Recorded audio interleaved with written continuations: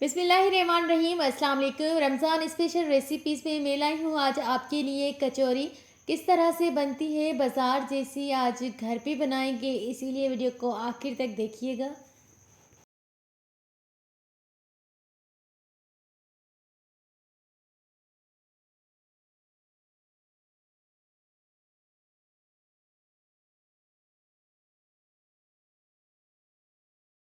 जब घर पे मौजूद हो थोड़ी सी चिकन और 2 कप मैदा, तो बनाएं ढेर सारी कचौरियाँ, वो भी इतनी सॉफ्ट एंड खस्ता, आपका दिल ही नहीं चाहेगा कि हम बाहर से मंगवाएं। अब हम घर पे भी बना सकते हैं, इतनी आसान तरीके से ये बनती है।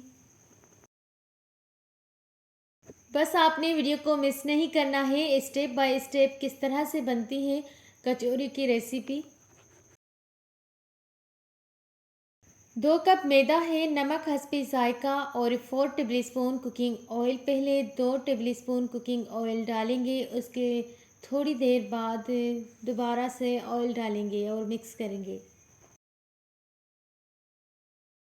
नीम गर्म पानी के साथ आटे को अच्छी तरह से हाथ की मदद से गूंथ लेना है। अगर चैनल को सब्सक्राइब नहीं किया तो जल्दी से मेरे चैनल को लाइक करें, सब्सक्राइब करें, बेल आइकन पर क्लिक करें ताकि आने वाली हर रोज़ की नई और डिफरेंट वीडियोस आप तक पहुंच जाए। रमज़ान हो या कोई भी ऐसा दिन हो, कचौरी तो हर हाल में पसंद होती है सबको ही। ये ऐसी रेसिपी है, कोई भी इसके लिए मना नहीं करेगा, हर हाल में कचौरी पसंद होती है।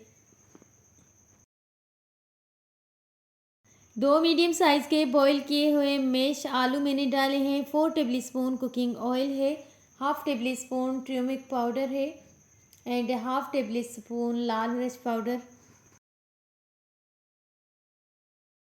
नमक आपने अकॉर्डिंग टू टेस्ट डालना है। और थोड़ी सी बॉईल की हुई चिकन फ्रिज में पड़ी थी तो मैंने वो भी यूज़ कर ली। ½ टेबल स्पून ज़ीरा पाउडर था और ½ टेबल स्पून चाट मसाला। ये सब डालने के बाद अच्छी तरह से आलू को मिक्स करना है।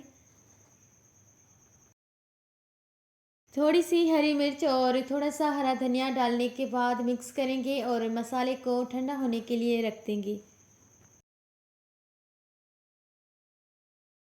कचौरी वाले आटे को 10 से 15 मिनट के लिए मैंने रेस्ट दिया था। उसके बाद आटे के इस तरह से पेड़े बना लेने हैं। अगर फेसबुक एंड इंस्टाग्राम पर फॉलो नहीं किया तो जल्दी से मुझे वहाँ पे भी फॉलो करें, मेरे अकाउंट से, फ़िज़ा फूड डायरीज से। रोटी को बेल लेना है।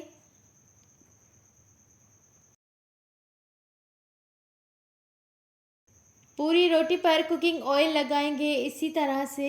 उसके बाद बीच में कट लगाएंगे, एक और रोल करते जाएंगे।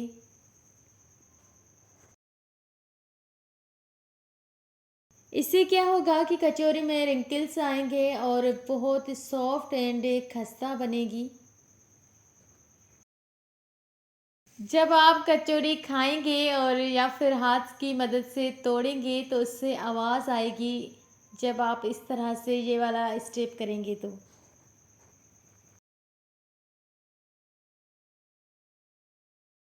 सब रोटियों को इसी तरह से बेल लेना है, उसके बाद कट लगाना है, देन रोल करना है।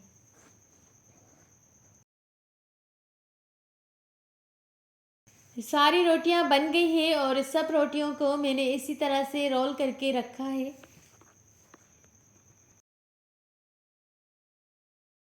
अब कचौरी को बनाना स्टार्ट करते हैं। जो रोल करके रखा था आटा, उसी को हल्के हाथ से बेलना है। मैंने यहाँ पर वीडियो की स्पीड को तेज़ किया है, लेकिन मैं रियल में बहुत आराम से बना रही हूँ ताकि ये रिंकल्स ख़त्म ना हो जाए।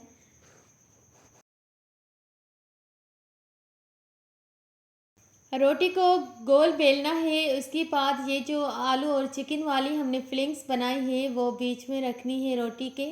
उसके बाद चारों साइड से ऐसे फोल्ड करना है।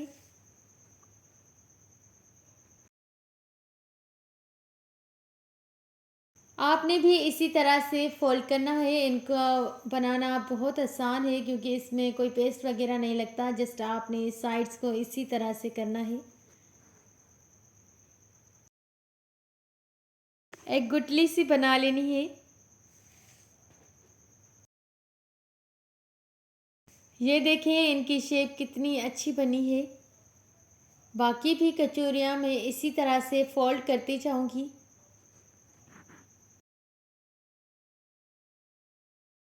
ये रेसिपी मैंने इफ्तार से थोड़ी देर पहले ही बनाई थी। मेरा मूड नहीं था कि आज मैं कचौरियाँ बनाऊँगी, लेकिन मेरे छोटे भाई ने कहा कि मुझे बना कर दें।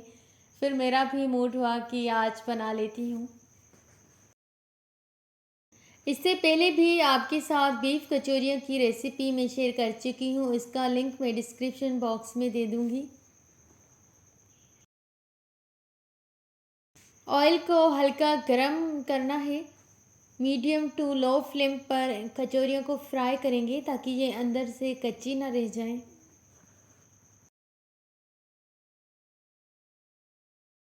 इतना टाइम नहीं लगता इनको बनाने में, जस्ट फ्राई करने में थोड़ा सा टाइम लगता है क्योंकि हम बिल्कुल स्लो आंच पर इनको फ्राई करेंगे। ये जब मैंने बनाई थी तो सबको ही बहुत पसंद आई। इतनी क्रिस्पी बनी थी, मज़े की क्रंची सा आवाज़ आ रहा था। आई होप आपको आज वाली रेसिपी पसंद आई होगी। वीडियो पसंद आए तो लाइक शेयर एंड कमेंट करना मत भूलिएगा। दोनों ही साइड से कचौरियाँ अच्छी तरह से फ्राई हो चुकी हैं। इनका कलर लाइट ब्राउन सा आया है, गोल्डन सा।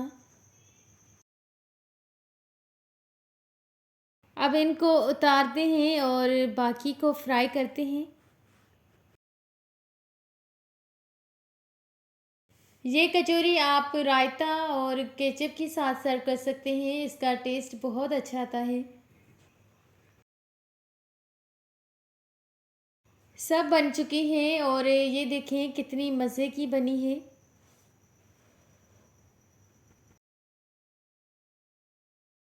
एक कचौरी आपको तोड़कर दिखाते हैं कि ये कितनी क्रिस्पी और आवाज़ वाली बनी है तो बहुत गरम, लेकिन दिखाते हैं आपको। आज वाले इफ्तार में अम्मी ने मसाला फ़िश फ्राई की थी, बैगन फ्राई किए थे और मैंने कचौरियाँ बनाई थी। तीनों ही रेसिपीज़ बहुत मज़े की बनी थी, वो रेसिपी आपके साथ शेयर करूँगी। वीडियो पसंद आए तो कमेंट ज़रूर करिएगा। अल्लाह हाफ़िज़।